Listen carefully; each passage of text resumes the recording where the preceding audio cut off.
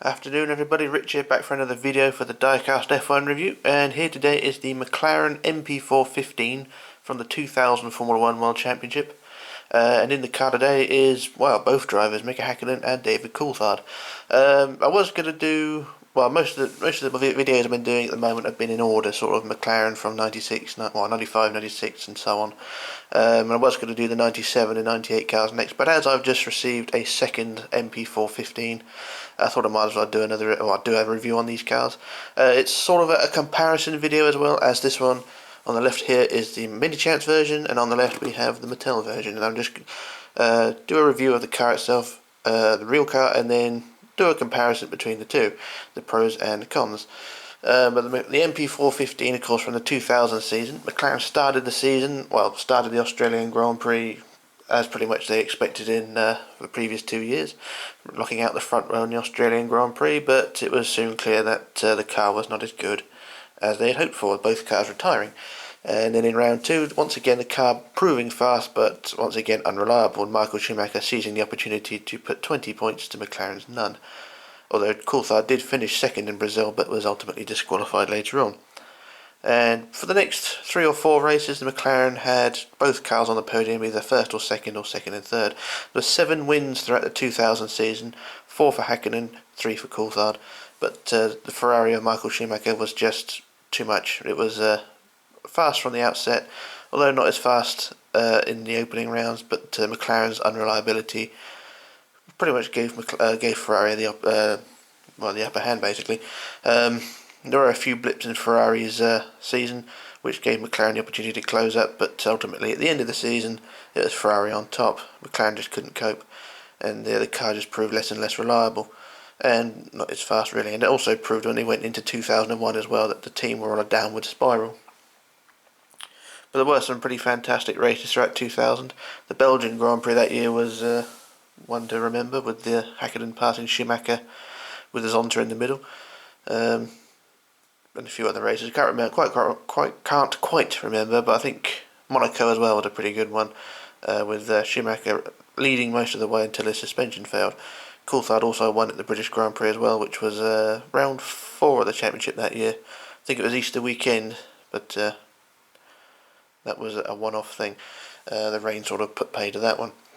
But yeah, that's pretty much it for the car itself. It was really the last McLaren, for a few years at least, to challenge for the title, as 2001, 2002 were washouts basically for McLaren. It's only 2003 that McLaren started to get back on board, but 2004 put pay to that. And yeah, I think it was 2005 that the Series Championship and Constructors Championship assault was back on track. But it wasn't until 2008 again when the car was up to scratch. But anyway, onto the models themselves. On the left here we have the Minichamps version. This is the one I've just received in the post, because I've had the Mattel version for quite a while now. Sorry for knocking the camera, I've got it on top of a box because it's I need it a bit higher up this time because I've got 2 cars in the screen. So overall appearances, you can't really tell much difference. So if I do a quick scoot around, we'll have a look at the Minichamps version first. And of course the usual Minichamps build quality. You can usually tell the difference between them because of the tyres. If we look at the Minichamps and the Mattel tyres, they're much different there. But overall build quality is, I'd say the build quality is pretty much the same. There are a few differences in details, but we'll just do a quick scoot around the Minichamps version first. Look around the front wing there. There's plenty of detailing on there. And then we scrape across to the Mattel version. And I will point out the weaknesses with both cars, and you can see a pretty big weakness already that the decal on the side there has chipped quite badly. Shame that one. But yeah, both cars have their weaknesses and their good points. If I just move this box out of the way and bring it down to eye level, there we go. There we go. We should just start off with the Minichamps version. Just push the Mattel out of the way first. Here we go on the Minichamps version. Of course, we've got the Mika on the side now, and it's not a bad car. Well, I say it's not a bad car, it's a bloody good car. It's a very cheap model to pick up these days as well. I picked this up for £17 on eBay, and it was might buy it now, and I don't regret it at all. It's very nice. It's puts pay to the Mattel version, which does have its flaws. But have a quick look around the car. There is there is one issue with this one. Is the suspension arm there is, I think it's either broken or it's very loose. I have to put put a bit of glue on that later on. I don't think that was why it was so cheap. I think it's just someone wanted to sell it quick. But the car itself, a very nice one to have in the collection. It's very shiny, very nicely painted. The decals are all Ace in their application. And a quick look around the back here. I do like the sculpting of the back end of the side pods. You can see that the side of the side pods curve inwards, very nicely done there. Got the chimneys on the top. I'll look around the rear here. I'll just have a quick look at the car from this angle. Got very nicely detailed there. Got the 3-element rear wing there. Just zoom out a bit more. And a quick scoot around this way. Just have a quick look in the cockpit. This is something I will compare with both Minichamps and Mattel. So a quick look at the very typical McLaren Mercedes steering wheel of the time.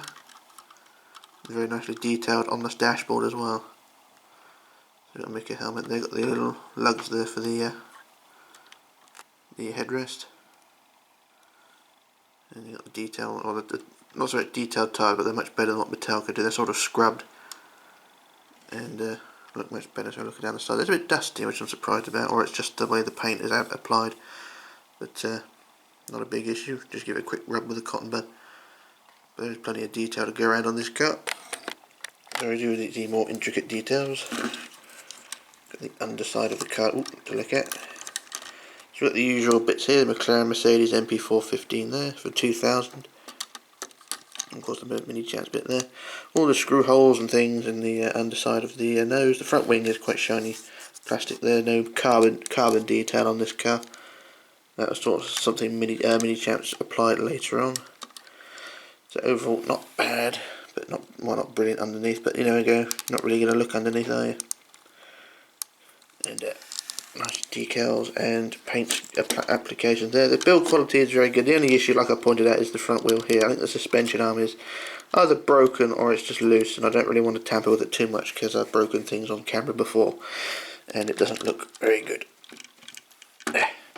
But overall it's a pretty solid car. There's a few, well, I must say, the usual issues with the car. The front wing is fairly solid. The suspension, like I said, is a bit iffy. Dashboards are flexy and will fall off. The wing mirrors are flexy as well, so I won't tamper with them. Everything else is fairly solid. The rear wing is quite solid. Everything is reasonably fine. The usual things that go missing with this car, of course, the wing mirrors and the T-cam on top. Those are the usual things that go missing with these sort of models, especially with the age. I mean, this thing is, what, 15, nearly 16 years old now, so you're bound to find a few with a few bits missing. Finding one in this good a condition is, I wouldn't say rare, but not as common as you would like. And there's a nice amount of detailing on this car to warrant its purchase. But that's the Minichamps version. I'll just move this one across now. And we go to the Mattel version, which I'm sure some people are going to be shouting and screaming, saying it is absolute shite. But really, this car isn't that bad. I mean, it feels more solid than the Minichamps version. I think Mattel put a bit more effort into the parts molding. Although the detailing is not as good, it does feel a more heavy and more solid car. There are issues with it. I mean, the first issue I usually point out is the wheels or the tyres. The tyres or the wheel rims are a bit too small. The wheel rims are too small. The tyres are a bit... No, the rims are too big for the tyre, I think. That's what makes it stand out a bit. So I think, you know, the tyres could be a bit, I don't know, bit better shaped anyway. I think it's just Mattel in their early days of Formula 1. They're capturing detailing's a bit off. I think the nose is a bit high as well, but we'll have a quick look around anyway. So we go quick start from the nose, and then move back. We've got all the usual decals and things there. The tyres, which let the car down, in my opinion. And we look across the top of the chassis. Have a quick look at the cockpit in a minute, but we'll look around the sides. And the decal on the side there is the biggest issue, I think. It's usually the one that makes the car stand out compared to the Minichamps version. It really does look cheap. We'll look around the rear. And we'll turn the car around. And we've got different sculpting for the rear bodywork here. There's different. If I put the car together, you can see the difference in the sculpting of the rear. You can see the Minichamps version is a bit more curvy there, whereas the Mattel is a bit more flat. So you can sort of see the difference. And you can see the size of the tyres as well. The tyre size is much different as well. The Minichamps is much wider and much bigger. So yeah, both 1/18 scale, but one is bigger than the other. But there you go. And the detailing around the rear as well is a bit more sharper edges as well. It's a bit not quite as refined, but not a big issue there. And we'll have a quick look in the cockpit as well, if I get the camera around the right way. And a different steering. I think this is, I'm not sure if this was Coulthard's variety of steering wheel or Mattel got it all wrong, because the Minichamps version is a different steering wheel. I'm not sure if that is a Hakkinen only type steering wheel or both drivers used it, I don't know, but I think Mattel may have dropped a bollock on this one, but I'm not sure. And it's kind of a lot dusty as well, dust all over the thing. Yeah, if I try and zoom, and here's the usual fuel flap on the car. I don't know why Mattel bothered to include this on their models.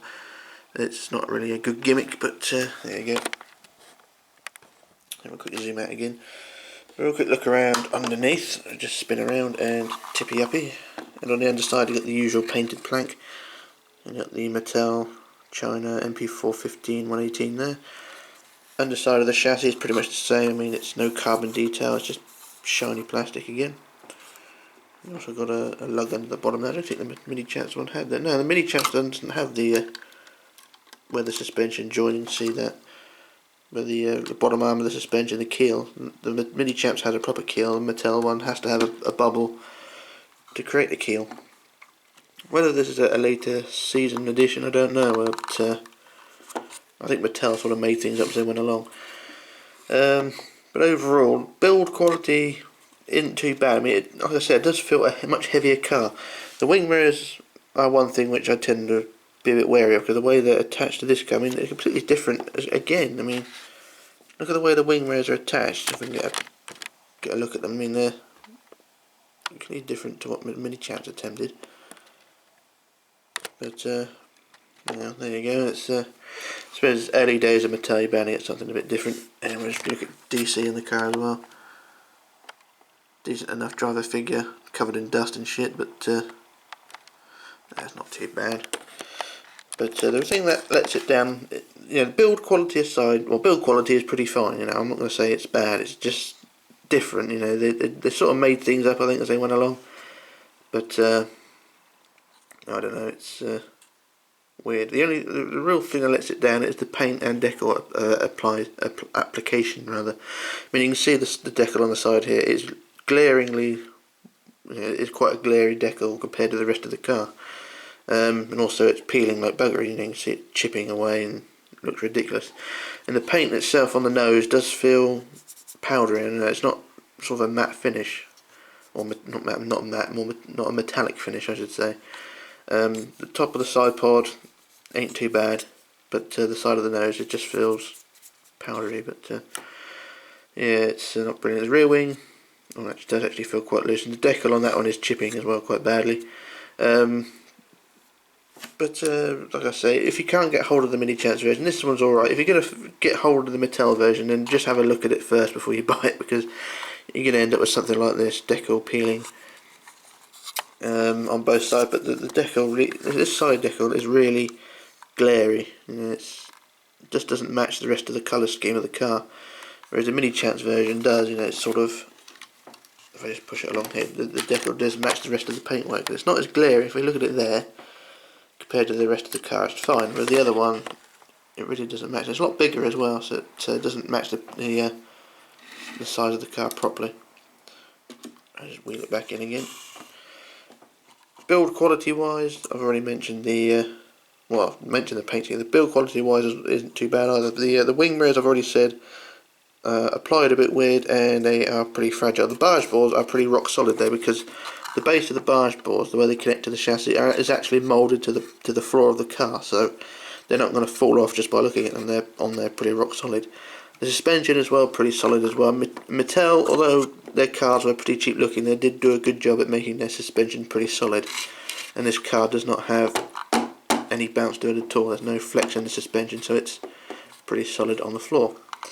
The rear wing is a bit loose, but it is on there. You know, the decal was the only thing that lets that down. Is just a bit, a bit loose, or rather